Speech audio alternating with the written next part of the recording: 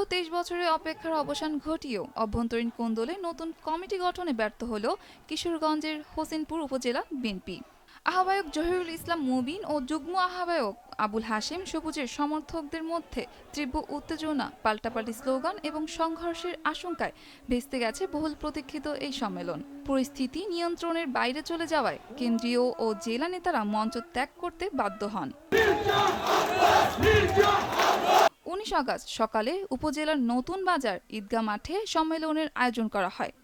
জেলা বিএনপির সাধারণ সম্পাদক মাজারুল ইসলামের উদ্বোধনের পর কেন্দ্রীয় সাংগঠনিক সম্পাদক ও কিশোরগঞ্জ জেলা বিএনপির সভাপতি মোহাম্মদ শরীফুল আলমের উপস্থিতিতে প্রথম অধিবেশন শুরু হয়। কিন্তু শুরু থেকেই দুই শীর্ষ নেতার অনুসারীদের মধ্যে উত্তেজনা ছড়াতে থাকে, যা পাল্টাপাল্টি স্লোগান ও হুমকিতে রূপ নেয়।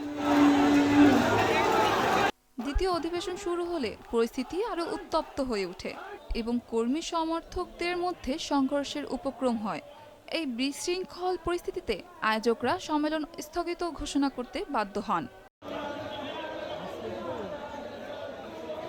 এ বিষয়ে জেলা বিএনপির সাধারণ সম্পাদক মাজারুল ইসলাম বলেন, উত্তপ্ত পরিস্থিতির কারণে দ্বিতীয় অধিবেশন স্থগিত করা হয়েছে।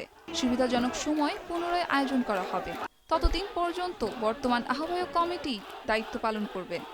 ফলে ২ দশকেরও বেশি সময়ের প্রতীক্ষা শেষে নতুন নেতৃত্ব পাওয়ার আশা হতাশায় পরিণত হলো। আবারও হোসেনপুর বিএনপির সাংগঠনিক প্রক্রিয়াকে স্থবির করে দিল। ফারজানা হালিমা, ভোরের কাগজ।